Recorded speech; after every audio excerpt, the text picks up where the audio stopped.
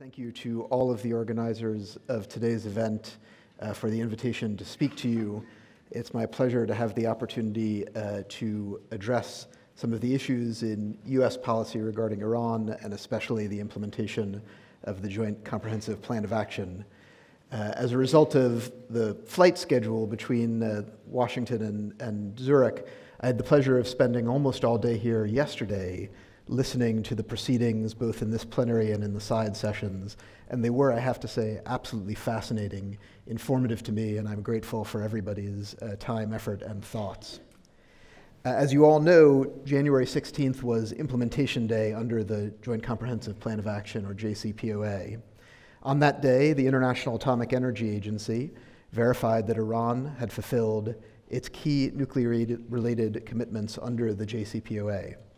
And so also on that day, once that happened, the United States and the European Union implemented our commitments to lift nuclear and related sanctions. It's been a few months since Implementation Day, and in the daily effort to ensure that both sides live up to their commitments, it is possible to lose sight of the big picture.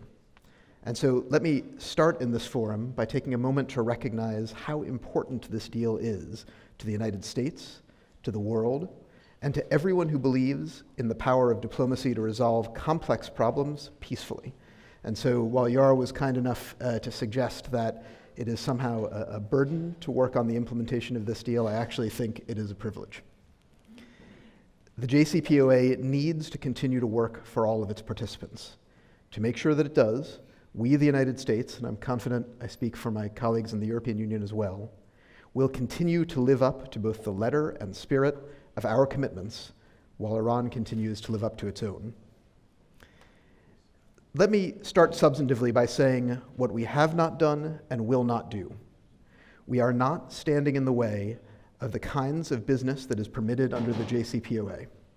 We agreed in good faith to allow certain kinds of transactions. We did so on Implementation Day, and it is not in our interest to create artificial barriers to those kinds of transactions now. Our first priority on Implementation Day was to ensure that we were satisfying each and every aspect of the sanctions lifting commitments we signed up to. We have done so, and we continue to do so fully and transparently. We also recognize that there is a significant change in our sanctions posture, and we are cognizant of the fact that the sanctions lifting will be most effective if the business community properly understands what they can take advantage of. This is why we at the State Department and in OFAC have conducted extensive outreach with the private sector in the lead up to Implementation Day. We hope that you have found this approach to be apparent in the extensive guidance provided by OFAC on their website.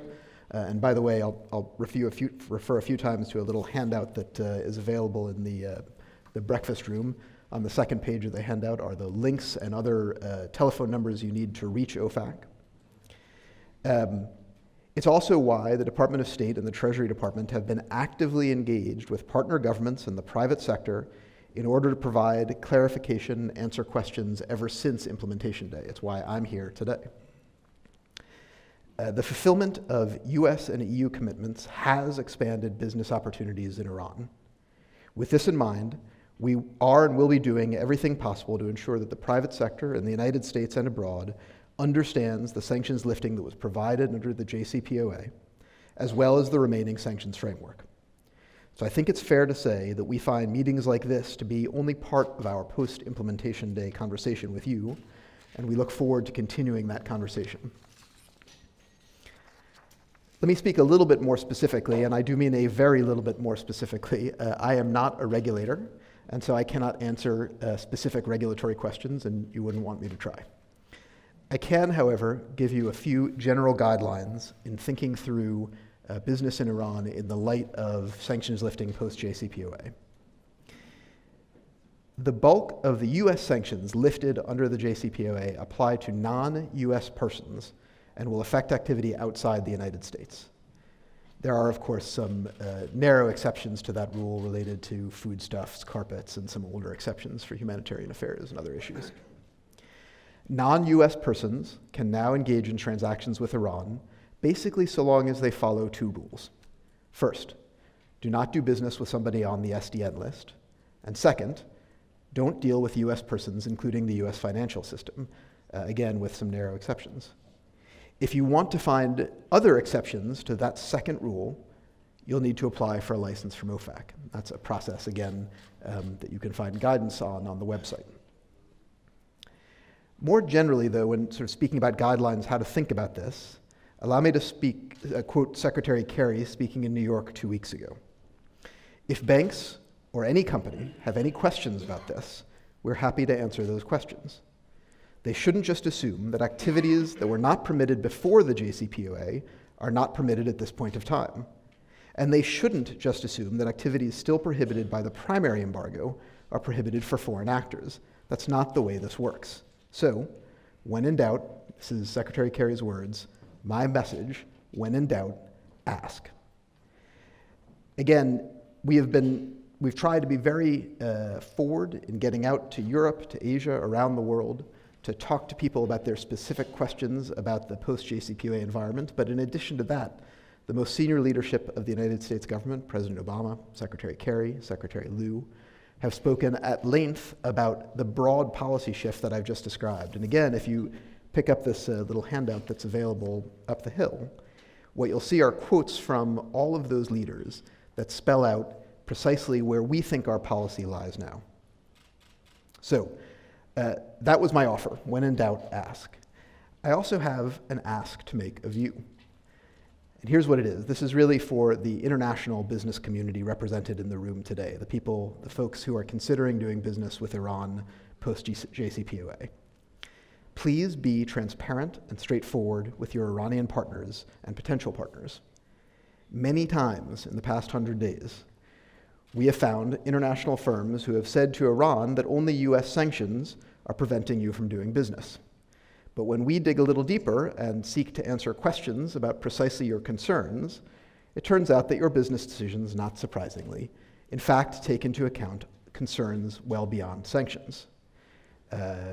We heard a great deal about the kinds of concerns, and these are not unique to Iran, in yesterday's meetings, both in this large session and also in the small group. We heard about political risk, we heard about reputational risk, we heard about more prosaic things, like arbitration and dispute resolution clauses. We heard about the profit potential of various sectors and the barriers to entry in various sectors. When those are the considerations that you are actually factoring into your business decisions, be upfront about them. The government of Iran has acknowledged some of these concerns, of course, already, and your partners won't be surprised. But don't take the easy way out by just saying US sanctions, US sanctions, US sanctions. Explain the concerns. It doesn't do any of us any good in the short term, probably, but certainly not in the middle or long term, to suggest that US is blocking opportunities that we have in good faith agreed not to block and are in fact not blocking. More importantly, if you are serious about those concerns, hearing messages about them in business channels is, in my experience, the most persuasive way to persuade any country to think seriously about necessary reform. I said at the beginning of my remarks that I found yesterday's session absolutely fascinating. And part of the way that I would summarize what I took away from yesterday is that questions about sanctions, US sanctions, remaining EU sanctions, are kind of a background hum in all of the discussions people are having. But they're just that, they're a background hum. They are not drowning out all of these other questions that factor into business decisions. And I would simply encourage those of you who are seriously considering business in Iran, again, to be clear with yourselves and clear with your partners about precisely how you are making your decisions. So with that, again, let me thank the organizers, let me thank all of you, and I'll be happy to answer a few questions.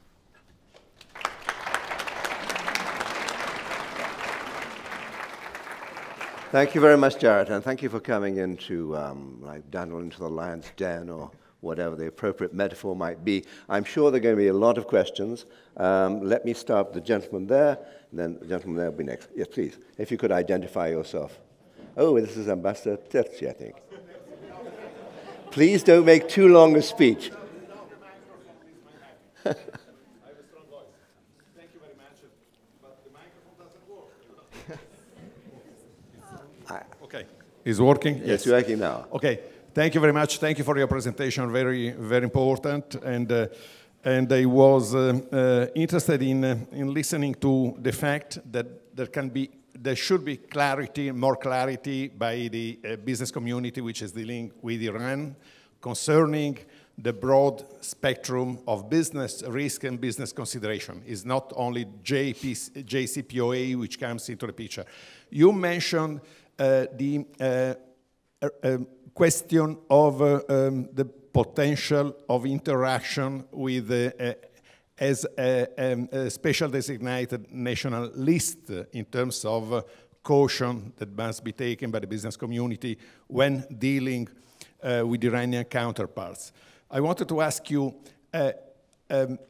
since the issue of due diligence came up frequently yesterday during the debates in the plenary sessions and different panel discussions, is the American administration or the other administration with which the US Department of State is dealing on this subject in a measure of providing special assistance to companies which may encounter problem in their due diligence activity in identifying who really are the counterparts in Iran, and if the business they are starting with those counterparts is completely safe in terms of respect of also sanctions that may be taken against connections with the IRGC or terrorist financing and so on. Okay. That is to say, is there any help that the State Department is providing to those companies? Thank you.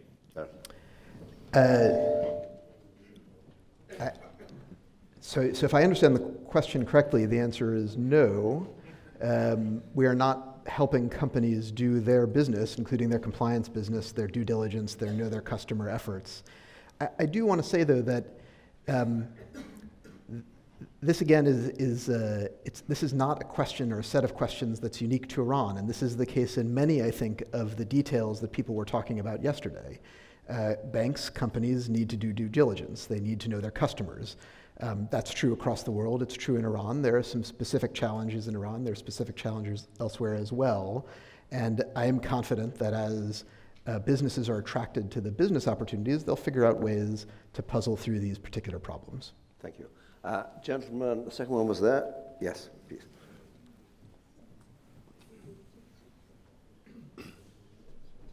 Thank you. Patrick Murphy from Clyde & Co. Isn't, with the best will in the world, Secretary Kerry slightly missing the point in trying to encourage foreign financial institutions not to hold back anymore in dealing with Iran? Because the problem, certainly in Dubai, where I practice, where a lot of banks would be very happy to deal with Iranian financial institutions, it's not their own unwillingness to do so, but it's the pressure from their US correspondent bank counterparts not to do that.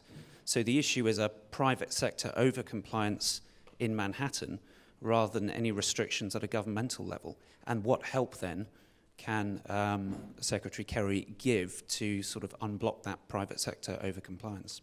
Yeah.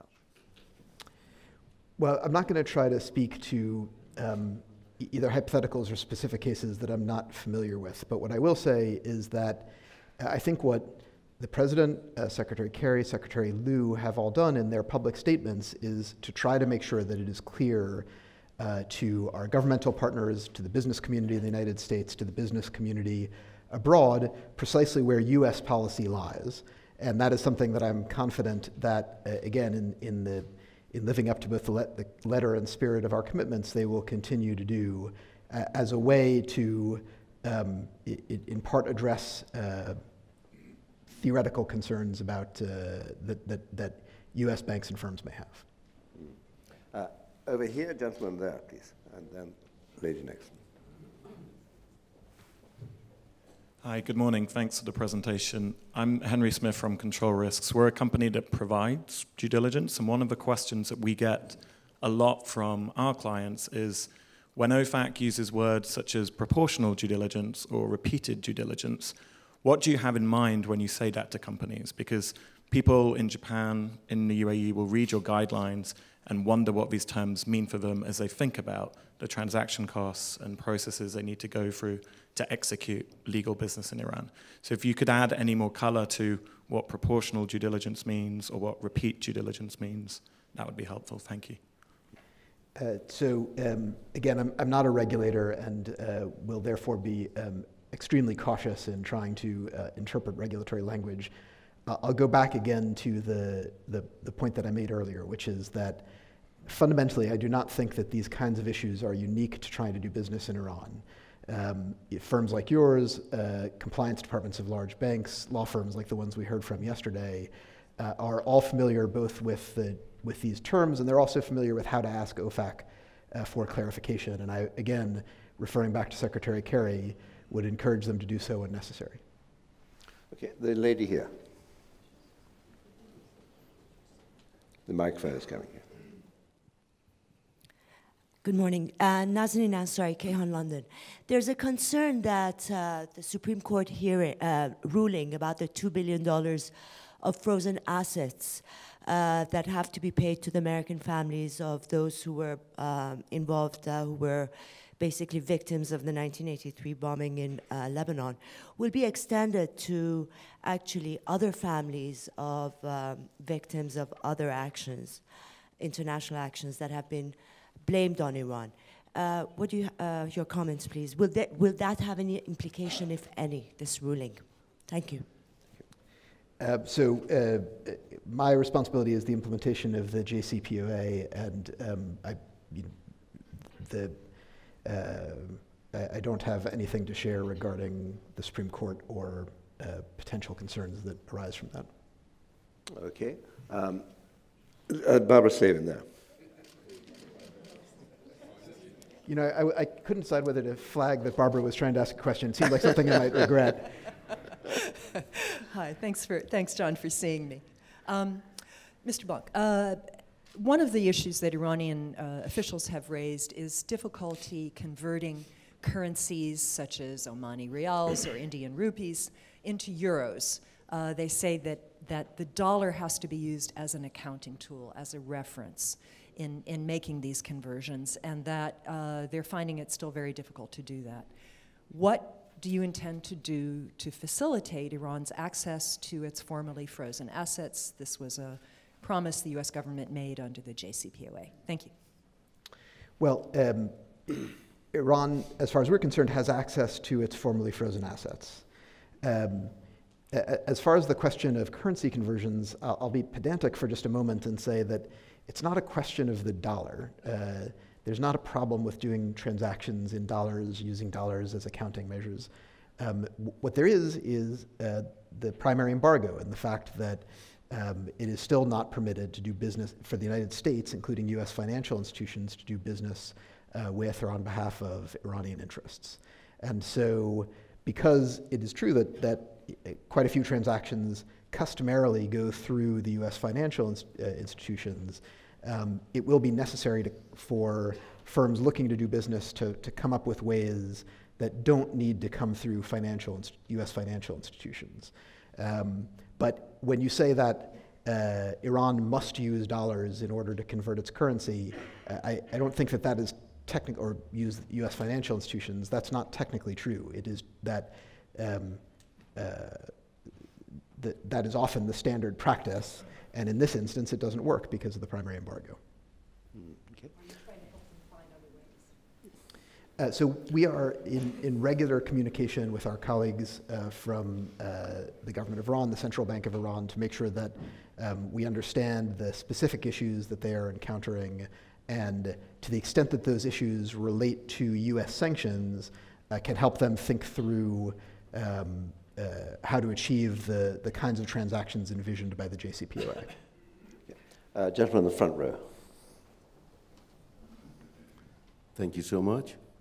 And after the implementation day, we tried to transfer some small amount from account of our bank in one bank to another bank. They had to use the services of one of the Euro clearing banks. And we noticed that, and after also the Q and answer of after implementation day, we noticed that the bank is not legally allowed to do that because they had signed those settlement agreements with OFAC. And according to that agreement, this agreement should be enforceable until it is revoked directly and in written by OFAC.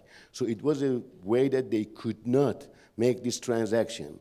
And they explained that to us. And also other banks are also scared. There's a kind of Iran phobia saying that while this bank, the big banks, are not doing this transaction, probably there are some kind of risk associated with that, and it prevents them to enter into this kind of transaction and handling the instruction of the Iranian bank to transfer the money, even under their own name, not transferring to a third party. So I think this is one of the issues which needs to be resolved, which encourages the market to come to the business with the Iranian banks. Thank you so much. It does seem to be one of the themes of this conference, that you say one thing at the government level, but at the Wall Street is not actually, it scares everybody. I think that there's a certain amount of mythology that's been built up around these judgments and settlements. And one thing to note about them is that the settlements in question are not about doing business with Iran. The settlements in question are about banks that in a fairly systematic way hid elements of transactions which would have made those transactions illegal or sanctionable under US law. And some of those transactions had to do with Iran and some of them did not. But that kind of activity, again, I'm not a lawyer, I'm not a bank regulator, but I suspect that's the kind of thing that bank regulators are generally concerned about. But that, I think that to leap from that to the idea that there is some specific enforcement posture or some specific set of requirements as regards Iran, I think is an unjustified leap, and again, one where I would encourage those with questions to refer them specifically to my colleagues in OFAC. Thank you. I don't think we've got too much time, but let's just take another couple. There's a lady at the back there.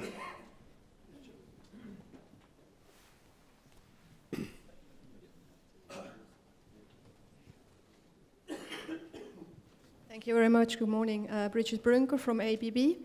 I have a question to Article 37 of the JCPOA, which deals with the snapback mechanism. It clearly says that in case of snapback of the sanctions, contracts which are concluded now during sanction relief's time are not affected by the snapback.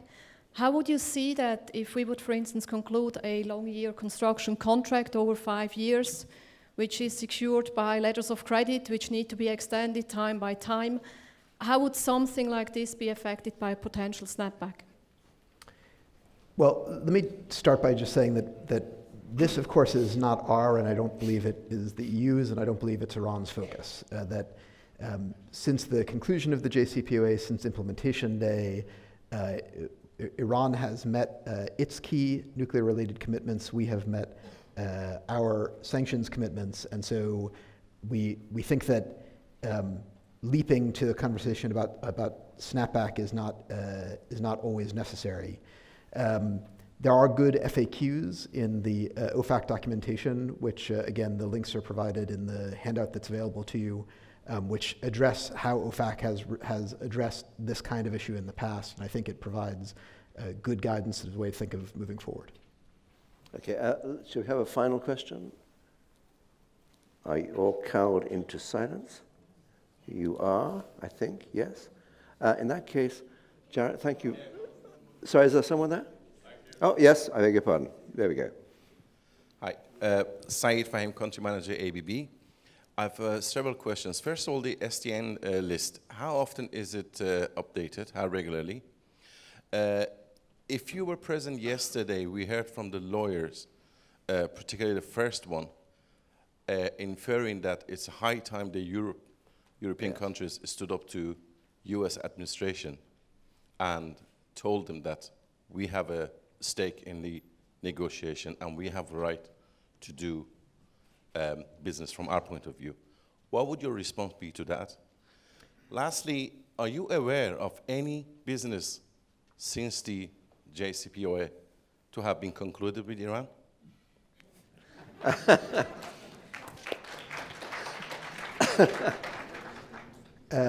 Three very smart questions, I must say. I will take them in not exactly the order you asked them.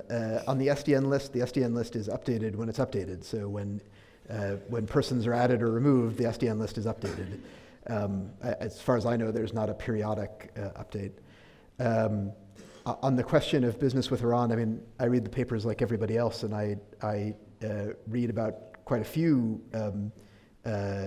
deals that seem to be underway or at conclusion. I read about increases in oil production and oil sales, but I am confident in saying that almost every person in this room is more expert on that question than I am.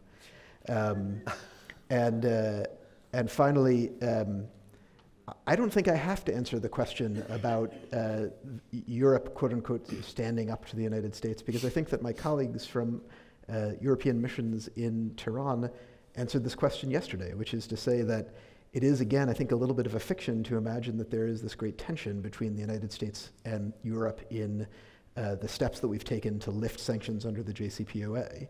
I think we believe that we and the Europeans have done what we committed to do. I believe the Europeans more or less believe the same.